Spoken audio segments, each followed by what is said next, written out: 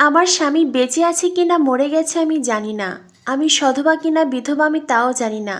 Please আমাকে সাহায্য করুন, আমাকে এখান থেকে বার হতে সাহায্য করুন প্লিজ।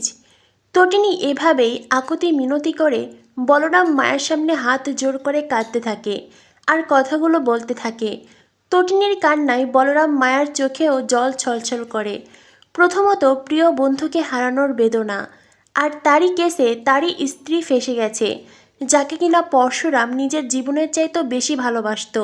সেই তটিনী এতটা বিপদের মুখে আছে, অথচ বলরাম মায়া তটিনীকে সাহায্য করতে পারছে না। কারণ এই পুরো ষড়যন্ত্রের আসল মাস্টার মাইন্ড পরশুরামের বস, আপাতত সেটাই দেখানো হচ্ছে। বসের কারণেই অসহায় হয়ে দাঁড়িয়ে এই সব কিছু দেখছে বলরাম মায়া, চাইলেও তটিনীকে সাহায্য করতে পারছে না। অন্যদিকে সৌরভের প্রমোশন হয়েছে, আর এখন সৌরভ আকাশে উঠছে। বলরাম মায়াকে হয়তো সৌরভের কথা অনুযায়ী চলতে হবে। তবে পরশুরামের নিখোঁজ হওয়ার পরপরই সৌরভের প্রমোশনে বেশ অবাক হয়ে যায় মায়া। মায়া আর চোখে বলরামের দিকে তাকায়। বলরাম তখন চোখের ইশারায় মায়াকে চুপ থাকতে বলে। এরপরেই পরশুরামের বস তটিনীর মুখ থেকে আসল সত্যি বার করার অর্ডার দিয়ে ওখান থেকে চলে যায়। তটিনী কান্নায় ভেঙে পড়ে। তটিনী বারবার করে বলরাম মায়াকে বলতে থাকে, আমি আমার স্বামীকে কিচ্ছু করিনি, আমি চেম্বার চালাইনি, আমি তোকে সাহায্য করতে ওখানে গিয়েছিলাম। আমি যখন দেখলাম ওরা আমার বরকে ধরে ফেলেছে আর আমার বর মার খাচ্ছে, আমি তখনই তাকে সাহায্য করতেই চেম্বার তুলেছিলাম। কিন্তু আমার চোখের সামনেই পরপর 3বার ওর দিকে চেম্বার চালানো হয়। আমার স্বামী যখন আমার দিকে ঘুরল, আমি আর চোখ মুখ দেখে বুঝেছি ওর চোখে ছিল আমার প্রতি অবিশ্বাস। ও হয়তো ভেবেছিল আমিই চেম্বার চালিয়েছি। আমার বর হয়তো বিশ্বাস করেছে আমি ওর দিকে চেম্বার চালিয়েছি, আর তাই তো সে সময়ে ওকে বড্ড অসহায় লাগছিল। আমি ওর দিকে তাকাতে পারছিলাম না, আমি ওকে বোঝাতে পারছিলাম না। জানেন, সে সময়ে আমার মাথাতেও কেউ আঘাত করে, আমি মাটিতে পড়ে যাই। তবুও যতটা সময় আমার চোখ মেলা ছিল আমি শুধু ওর দিকেই তাকিয়েছিলাম, আমি শুধু ওর দৃষ্টির দিকে তাকিয়েছিলাম। আমি ভুলতে পারছি না ওর চাহনি। দয়া করে আমাকে এখান থেকে বের হতে সাহায্য করুন। এই সময়ে আমার সন্তানদের পাশে থাকা প্রয়োজন। আমি মানসিকভাবে খুব ট্রমায় আছি, প্লিজ আমাকে সাহায্য করুন। আমার বর এখন কোথায় আছে, কী অবস্থায় আছে আমি জানি না। ও বেঁচে আছে কিনা নেই তাও জানি না। আমি সধবা কিনা বিধবা আমি সেটাও জানি না। প্লিজ আমাকে সাহায্য করুন। বলরাম মায়াকে ওখানে রেখে চলে যেতে চায়। তটিনী বলে, আপনি তো আমার বরের বেস্ট ফ্রেন্ড ছিলেন। আমার বর তো কোনো খাবার খেলে আপনাকে দিয়ে খেত, আর এখন আপনি পালিয়ে যাচ্ছেন কাপুরুষের মতো। বলরাম তখন তটিনীর দিকে তাকিয়ে বলে, আমি কাপুরুষ নই। এই বলে বলরাম ওখান থেকে চলে যায়। আসলে বলরাম অসহায়। বস এমনভাবে বলরাম মায়াকে সবসময় ফোর্স করছে যে চাইলেও তারা তটিনীকে সাহায্য করতে পারছে না। বলরাম ওখান থেকে বেরিয়ে যায়। মায়া তটিনীর সব কথা শোনে, তখন ঠিক কী কী ঘটেছিল, আর পুরো কথা শুনে মায়া এটা বিশ্বাস করে তটিনী নির্দোষ। তটিনী পরশুরামের দিকে চেম্বার চালায়নি। তখনই সেখানে আসে পরশুরামের বস। মায়াকে ধমক দিয়ে ওখান থেকে চলে যেতে বলে। মায়া বসকে বোঝাতে চায় তটিনী গাঙ্গুলি নির্দোষ, তটিনী গাঙ্গুলি কোনো ক্রাইম করেনি, কিন্তু বস মায়ার কোনো কথা শোনে না। মায়াকে ধমক দিয়ে সেই রুম থেকে বের করে দেয়। অন্যদিকে লাট্টুপিকো কাঁদছে, তাদের ভালো দেয়াকে জড়িয়ে ধরে কাঁদছে। সত্যজিৎ মুখার্জি নন্দিনীকে বলে, আমি জানি তোমার আর তটিনীর সহস্র যোজন পার্থক্য আছে। আমার তটিনী যদি আলোতে বাস করে তো তুমি কালোতে, তুমি নিজের অন্ধকার এক জগৎ করে নিয়েছো। তবুও আমি হাত জোর করে তোমাকে রিকোয়েস্ট করছি, এই কেসটা তুমি লড়ো, তুমি আমার মেয়ের তটিনীকে ছাড়িয়ে আনো। দেখো নন্দিনী, আমার টাকা পয়সার অভাব নেই, চাইলে আমি একজন ভালো উকিল ঠিক করতে পারতাম, কিন্তু আমি চাইছি না শুধুমাত্র মস্তিষ্ক দিয়ে কেউ আমার মেয়ের কেস লড়ুক। আমি চাইব কেউ হৃদয় দিয়ে তটিনীর কেস লড়বে আর তটিনীকে ফিরিয়ে আনবে। যদিও আমি এটা জানি আমার জামাই হয়তো আর কখনোই ফিরে আসবে না। এটা শুনে লাট্টুপিকো কান্নায় ভেঙে পড়ে। তখনই প্রার্থনা বলে, বাচ্চাদেরকে আসল সত্যি কেন বলছো না? সত্যজিৎ মুখার্জি বলে, কোনো সত্য বলার প্রয়োজন নেই। প্রাচী প্রার্থনাকে বলে, তুই চুপ কর না। তখনই বাবিন বলে, আসল সত্যি আমি বলছি। তটিনী গাঙ্গুলি 3বার পরশুরামের দিকে চেম্বার চালিয়েছে, ওকে শেষ করে দিয়েছে, আর শেষ পর্যন্ত পরশুরামের বডিও পাওয়া যায়নি। নিখোঁজ আছে। তবে আমরা সবাই বুঝতে পারছি 3বার চেম্বার চালানোর পরে কেউই আর জীবিত থাকবে না। এটা শুনে লাট্টুবিকো আরও কান্নায় ভেঙে পড়ে, আর জিৎ মুখার্জিও কাঁদতে থাকে। সত্যজিৎ মুখার্জি তখন জিৎ মুখার্জির সামনে যায়। সত্যজিৎ মুখার্জি জিৎ মুখার্জিকে বলে, তুমি আমার মেয়ে তটিনীর জন্য কাঁদছ। কোথায় তোমার মেয়ে আয়েশি? সেও তো নিখোঁজ, তার জন্য তো কাঁদছ না? কথাটা শুনতেই জিৎ মুখার্জির কান্না থেমে যায়। সত্যজিৎ মুখার্জি জিৎ মুখার্জির চোখ থেকে এক ফোঁটা জল নেয়। তারপরেই জিৎ মুখার্জিকে বলে, এটা কুমিরের কান্না নয় তো? একটা কথা জেনে রাখো জিৎ, আমি যদি কখনো জানতে পারি এই সব কিছু তোমাদের পরিকল্পনা ছিল, সব কিছু ষড়যন্ত্র ছিল, তবে আমার চাইতে খারাপ আর কেউ হবে না। আমি আগের রূপে ফিরে যাব।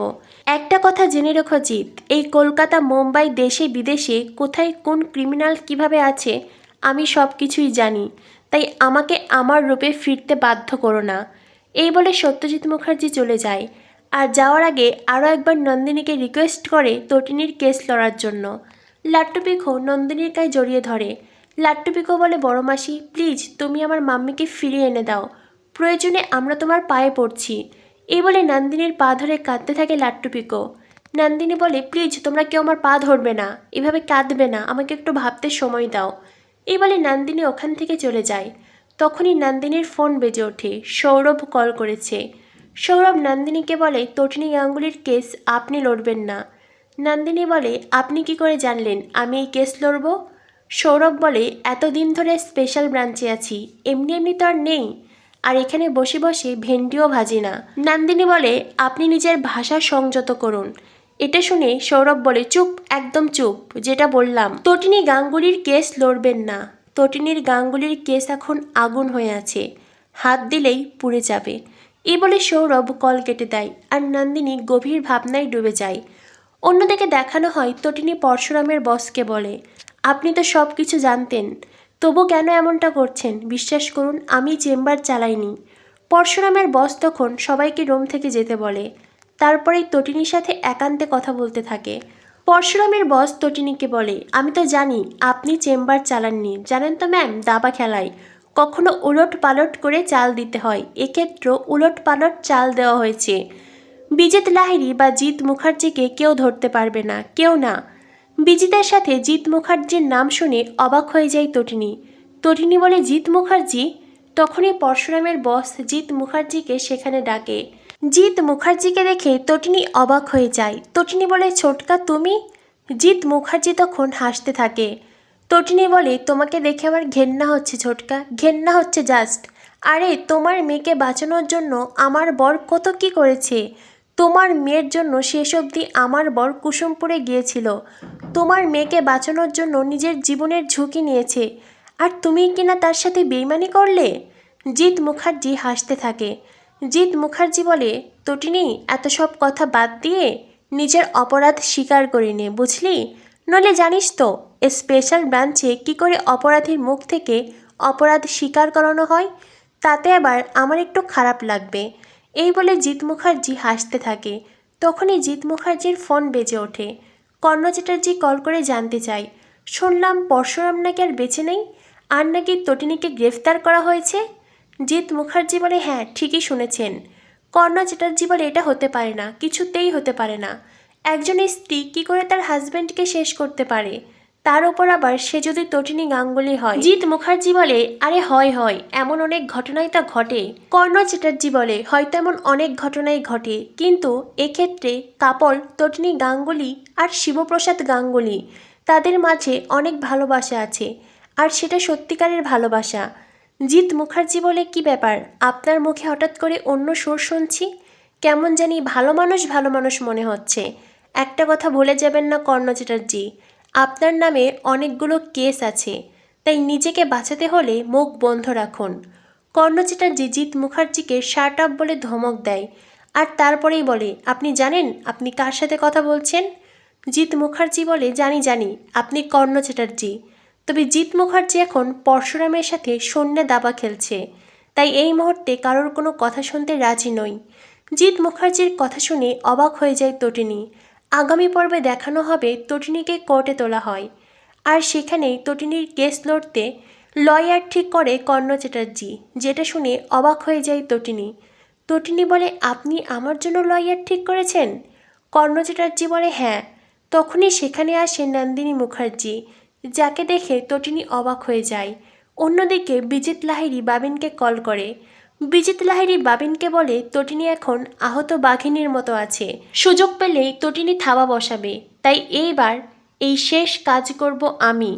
এই বলে বাবিনের সাথে গভীর ষড়যন্ত্রে ডুবে যায় বিজিত। তো বন্ধুরা বুঝতেই পারছো, একদিকে পরশুরাম মিসিং, অন্যদিকে তটিনীকে কোর্টে তোলা হলো, আর তটিনীর কেস লড়বে নন্দিনী। একদিকে পরশুরামের বস, যাকে এতদিন আমরা ন্যায় সততার প্রতীক হিসেবে দেখেছি, সেই মানুষটি হঠাৎ করে পাল্টে গেছে, হঠাৎ করে অপরাধীদের সাথে হাত মিলিয়েছে পরশুরামকে শেষ করে দেওয়ার পরিকল্পনায়। এই সবটাই কি সত্যি, নাকি পুরো ঘটনায় পরশুরাম, তটিনী আর পরশুরামের বসের একটা সাজানো নাটক? হয়তোবা জিৎ মুখার্জির মতন মুখোশধারী মানুষকে সামনে আনতে। একদিকে পরশুরাম নেই, অন্যদিকে তটিনীও জেলে। এবার হয়তো অপরাধীরা সামনে আসবে, আর তাদের এই সামনে আসার সুযোগ নিতেই হয়তোবা পরশুরামের বস পরশুরাম, তটিনী এই নাটক সাজিয়েছে। ঘটনা যাই ঘটুক না কেন, বস যদি অপরাধীদের সাথে মিলে যায় আর এই বিষয়টা যদি সত্যি দেখানো হয়, তবে সমাজে একটি খুব বাজে মেসেজ যাবে, যেখানে টাকার কাছে বিক্রি হয়ে যায় আইন, যেখানে টাকার কাছে বিক্রি হয়ে যায় সততা, নীতি। হয়তোবা সাধারণ মানুষের আইনের প্রতি থেকে বিশ্বাস ভরসা উঠে যাবে। তো বন্ধুরা, কি হতে চলেছে পরশুরাম ধারাবাহিকের পরবর্তী আপডেট পেতে আমাদের সাথেই থেকো। ধন্যবাদ সবাইকে।